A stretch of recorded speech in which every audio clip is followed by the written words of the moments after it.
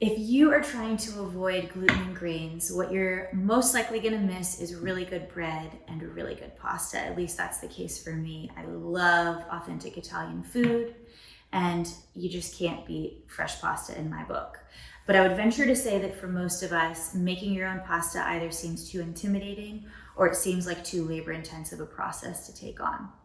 So I'm here today to tell you that it's actually quite simple to make a fresh pasta that's not only grain-free, but also vegan.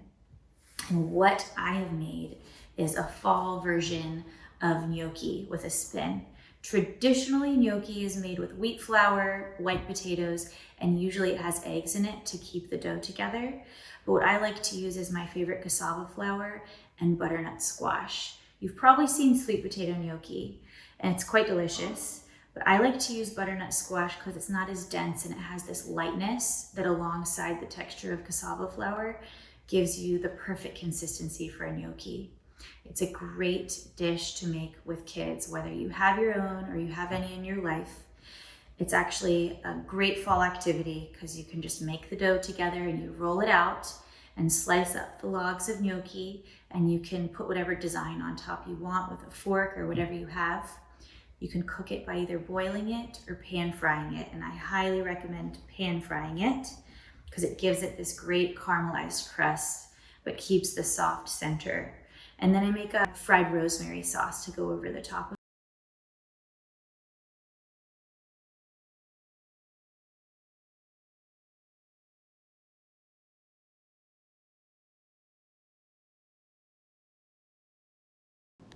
To make my gnocchi, I'm going to first combine my dry ingredients, which are 1 cup of cassava flour, a half a teaspoon of fine sea salt, a 1/4 teaspoon of freshly ground black pepper, and a 1/4 teaspoon of ground nutmeg. And then I'm going to get my butternut squash, which I have cut in half lengthwise and roasted until it was completely fork tender all the way through. And when it's roasted that well, the skin peels off quite easily. So I'm just going to make sure I have all of the skin peeled off of the butternut squash before I add it into my dry ingredients. But before I do that, I want to make sure that my dry ingredients are completely whisked together and combined so that all of them are incorporated. And then I'm going to add in my butternut squash and use a fork to start mashing that in.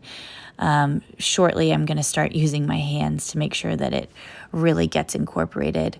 What I love about this gnocchi is how simple it is. With your traditional gnocchi, you often have to add in eggs. At least I've found that a lot of people do. But because of the consistency of a cassava flour being slightly chewier than your traditional wheat flour, it doesn't seem to need it. The butternut squash and the cassava flour itself really create a dough that sticks together well, however you choose to prepare your gnocchi. You can boil it, you can pan fry it. I'm going to pan fry it today because I love the crispy crust that it gives the gnocchi. So I'm just going to use my hands to make sure that the dough is completely incorporated, and I'm dividing it into 4 even-sized balls. The reason I'm doing that is because I'm going to roll out each of these into long ropes, if you will, of pasta that I'm going to cut into the gnocchi. And it's important that they're all the same size and not too large so that I can roll it out to be quite long. So I'm going ahead and preparing my work surface with a little bit of cassava flour to roll out the dough. You can use a cutting board, or depending on what your counters are made of, you can roll these out on your counter. Mine are made of soapstone, so it's just fine for me to roll the dough out directly on it. So what I'm doing is I'm using both of my hands and applying as even a pressure as I can with all of my fingers so that the rope of dough is as even in diameter the whole way through. I'm rolling them out so that they end up being just about 1 inch in diameter all the way through. And what you'll find as you roll it out is the dough might have the tendency to want to crack a little bit or start to break apart. So just use your fingers to pinch it back together if it does start to do that. And if you find that any part of the dough is thinner than other parts of the rope of dough. Just make sure that you are applying even pressure and use your fingers to build it back into an even thickness all the way through. So again, I'm just gonna roll this last one out, and I wanna make sure that they are about an inch in diameter all the way through. I'm using a pastry cutter, or you can use a sharp knife to cut the bits of gnocchi into about 1/2-inch pieces. And I'm using a fork to slightly press down and make little indentations on the top of the gnocchi.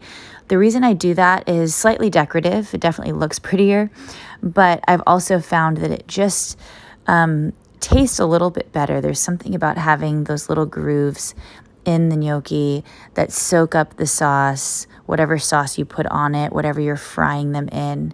It really soaks it up and just helps it to have a better consistency and crisp on the top. So I find that I really like to do that. It's not necessary, but it's one little extra step, and I think it's worth it. Once those are all completely cut and ready, I'm going to get ready to fry them up in my cast iron skillet, or you can just use a frying pan.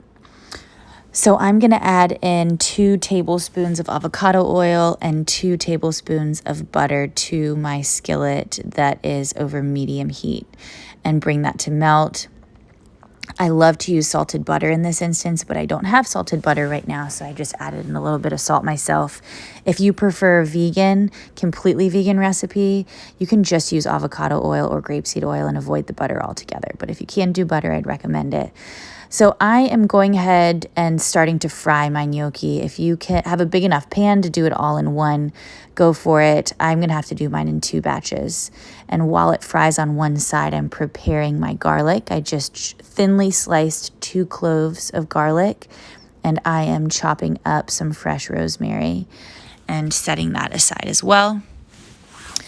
And I'm waiting for my gnocchi to completely fry on the bottom. I want to make sure that the bottom has a nice golden brown crispy crust before I flip them all over. I'm going to go ahead and flip each piece, making sure that they have that crisp that I'm looking for, and I'm going to let them fry on this side.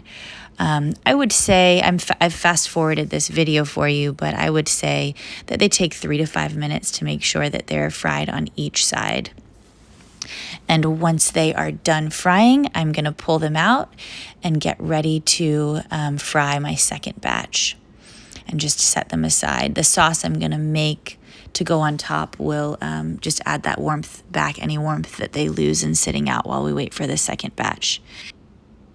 In order to cook my second batch, I am going to have to add back in a little bit more olive oil and butter that this first batch soaked up. So I'm just going to add in another tablespoon of avocado oil and tablespoon of butter and fry up my second batch. And once those are completely fried and flipped over and both sides of every piece have that nice golden crispy crust, I'm going to prepare my fried garlic and rosemary sauce. I would call it brown butter sauce, which is technically what it is, but if you're vegan and you're not doing the butter, again, it tastes delicious with just the avocado oil. What I'd recommend, though, is if you are just using avocado oil or grapeseed oil, make sure that you salt it, just to give it that extra savoriness. So I've put in another 2 tablespoons of avocado oil and another 2 tablespoons of butter and some salt. Sprinkled in my rosemary and my thinly sliced garlic, and I'm going to let that fry, stirring it around every now and then and making sure the larger garlic pieces are flipped over so that they turn that same caramelized color.